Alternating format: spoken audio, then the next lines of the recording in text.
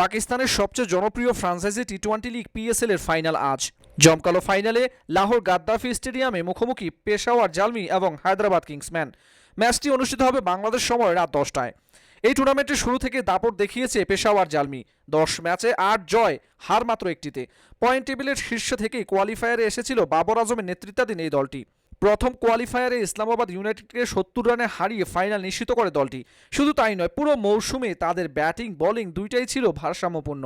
পিএসএলে একাধিকবার ফাইনাল খেললেও শুধুমাত্র 2017 আসরে চ্যাম্পিয়ন হয় পেশোয়ার জালমি। অন্যদিকে হায়দ্রাবাদ কিংসম্যান প্রথমবার এই টুর্নামেন্টে নাম লিখিয়েই এসেছে নাটকীয় পথে। গ্রুপ পর্বের প্রথম 4 ম্যাচে জয় না পাওয়া দলটা টানা জয়ে ফাইনালে। 10 ম্যাচে তাদের 5 জয় 5 হার। পয়েন্ট টেবিলের চতুর্থ স্থান থেকে এলিমিনেটরে আসে। টানা 2 এলিমিনেটর জিতেছে তা। শেষ ম্যাচে মাত্র 2 রানের রোমাঞ্চকর নাটকীয় জয়ে দলটা উঠে এসেছে ফাইনালে। এই মৌসুমে 2 দলের মুখোমুখি লড়াইয়ে জয় পেয়েছিল পেশাওয়ার জালমি। পেশাওয়ার জালমির বাজির ঘোড়া দলটার অধিনায়ক বাবর আজম। এবার আসরের সর্বোচ্চ রান সংগ্রাহক এই ব্যাটার। চলমান আসরে 2টি সেঞ্চুরিও করেছেন তিনি। শুধু তাই নয়, ওপেনিংয়ে এই দলটার ভরসার প্রতীক হতে পারেন শ্রীলঙ্কান ব্যাটার কুশাল মেন্ডিস। কেননা এবারের আসরে দ্বিতীয় সর্বোচ্চ রান সংগ্রাহক কুশাল মেন্ডিস।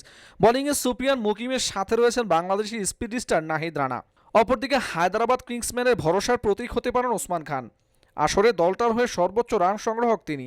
সাথে ম্যাক্সওয়েল, লাবুসানেরা ধসিয়ে দিতে পারেন পেশাওয়ারের বোলিং লাইন আপ। এছাড়াও দলটার হয়ে বোলিংয়ে দুর্দান্ত ফর্মে রয়েছেন পেসার হুনাইন শাহ। তাই ফাইনালের একটি জমজমাট লড়াইয়ের অপেক্ষায় ক্রিকেট বিশ্ব।